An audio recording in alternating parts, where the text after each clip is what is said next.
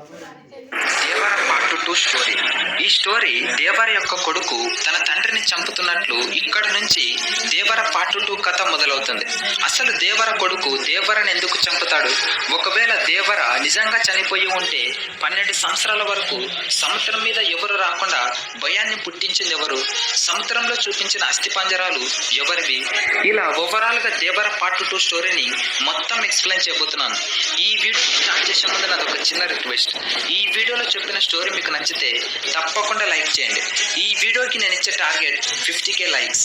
ఇలా లైక్ చేస్తే ఈ వీడియో చాలా మందికి రీచ్ అవుతుంది. సో తప్పకుండా 50,000 మంది లైక్ చేసేయండి. ఇక లేట్ చేయకుండా దేవర పార్ట్ 2 స్టోరీని మొదలు పెడదాం. Let's start our video. మీరు దేవర పార్ట్ 1 లో దేవర కొడుకు దేవరని చంపుతున్నట్లు చూపిస్తాడు. అక్కడితో దేవర పార్ట్ 1 మూవీ అయిపోతుంది. తన సొంత కొడుకే దేవరని ఎందుకు చంపుతాడు అనేది తెలియాలంటే ముందుగా మీకు ఈ కథ అర్థమవ్వాలి. మీరు దేవర పార్ట్ 1 స్టార్టింగ్ లో పోలీస్ డిపార్ట్మెంట్ లో పనిచేసే పోలీసులతో సెంట్రల్ మినిస్టర్ రాజీవ్ ఒక పర్సనల్ మీటింగ్ పెట్టుకొని రాజీవ్ ఇలా అంటాడు, మన ఇండియాలో వరల్డ్ కప్ జరుగుతుందని మీకు తెలుసు.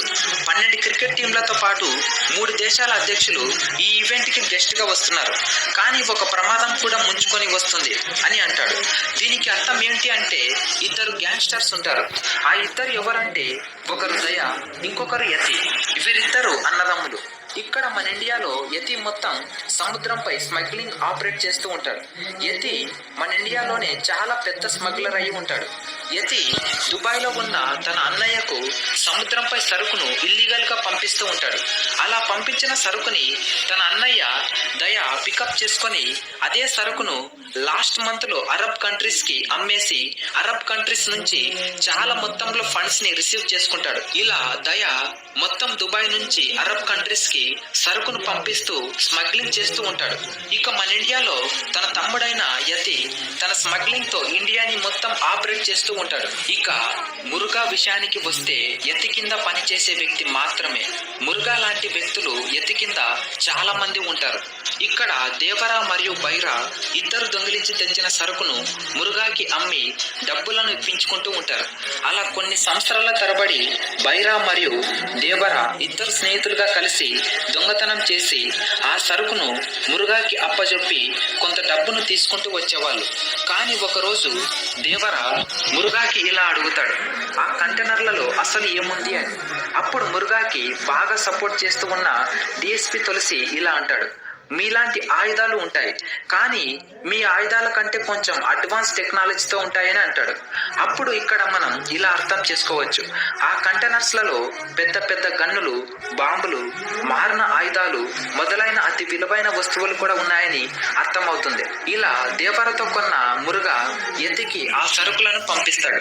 అదే సరుకును మళ్ళీ మన ఇండియాలో ఉన్న పెద్ద పెద్ద గూండాలకు, దోపిడీ చేసుకునే వ్యక్తులకు ఆ మారణ ఆయుధాలను సప్లై చేస్తూ ఉంటాడు. ఇక్కడ మీకు ఒకటి డౌట్ రావచ్చు, ఇలాంటి మారణ ఆయుధాలు ఎక్కడి నుంచి వస్తాయి అని. దుబాయ్ లో ఉన్న దయ తన తమ్ముడికి దుబాయ్ నుంచి ఇండియాకు ఇలా మారణ ఆయుధాలు ఫలానా షిప్ లో వస్తున్నాయని, అందులో నేవీ సోల్జర్స్ ఇంతమంది ఉన్నారని ఫుల్ డీటెయిల్స్ చెప్తాడు. అప్పుడు యతి కింద ఉన్న మురుగా కంటైనర్స్ నంబర్ తో సహా దేవరికి పంపించి తీసుకురమ్మని పంపిస్తూ ఉంటాడు. ఇదే మనం మొత్తం పార్ట్ 1 లో చూసే ఉంటాం. ఒక్కసారి మీరు దేవర పార్ట్ 1 లో ఫ్లాష్ బ్యాక్ లోకి రండి. ఇక్కడ దేవరతో కలిసి పనిచేస్తున్న ఒక వ్యక్తి చనిపోయి ఉంటాడు. ఆ వ్యక్తి యొక్క భార్య, ఒక కొడుకు ఉన్నాడని మూవీలో చూపిస్తారు. ఆ పిల్లవాడిని వాళ్ళ అమ్మ దేవరతో పంపించకుండా చదువుకోవడానికి పంపించి ఉంటుంది. తిరిగి బస్సులో వస్తుండగా ఆ బస్సు ముందు పోలీసుల యొక్క జీపు పోతూ ఉంటుంది. అంటే ఇక్కడ యతి గురించి తెలుసుకోవడానికి పోలీసులు ఎంక్వైరీ చేయడానికి వచ్చి ఉంటారు. అలా వచ్చిన పోలీసులను చంపడానికి యతి ఆ బస్సులను పేల్చి సామాన్య ప్రజల దగ్గర ఉన్న బంగారం, నగలు దోచుకున్నట్లు చూపిస్తారు. కానీ అక్కడ నిజానికి అక్కడ వాళ్ళు దోచుకోవడానికి రాలేదు. అక్కడ పోలీసులను చంపడానికి ఇదంతా ప్లాన్ చేసి ఉంటాడు యతి. ఇలా యతి ఎప్పటికప్పుడు పోలీసులకు దొరకకుండా జాగ్రత్త పడుతూ తప్పించుకుంటూ ఉంటాడు. దేవర ఇలా తమ కుటుంబాలకు సంబంధించిన పిల్లవాడు తాము ఇచ్చిన సరుకు వల్ల చనిపోయాడని తెలుసుకుంటాడు. ఇక అప్పటి నుంచి మురుగాతో ఆ పనిని ఆపేసి భయం అంటే ఏమిటో మురుగాకి బైరాకి చూపిస్తాడు. ఇలా కొన్ని సంవత్సరాల వరకు సముద్రం మీద స్మగ్లింగ్ పనులు ఆగిపోతాయి. ఎందుకంటే దేవర చనిపోయే ముందు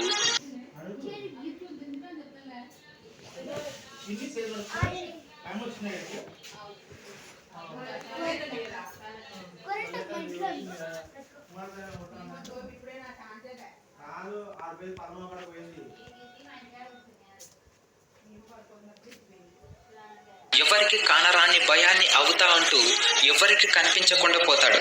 ఎవరైనా ఎర్ర సముద్రం మీద స్మగ్లింగ్ కోసం దిగితే వారిని దారుణంగా భయపెట్టేవాడు దేవర. ఇక్కడ ఇంకా నిజానికి దేవర తన కొడుకు చేతిలో అస్సలు చనిపోయి ఉంటాడు. ఎలా అని మీకు డౌట్ రావచ్చు. ఇక్కడ దేవర బాడీలో బుల్లెట్ ఉంటుంది. అందువలన దేవర తన బాడీలో ఉన్న బుల్లెట్ ని తీయమని తన కొడుకుతో అంటాడు.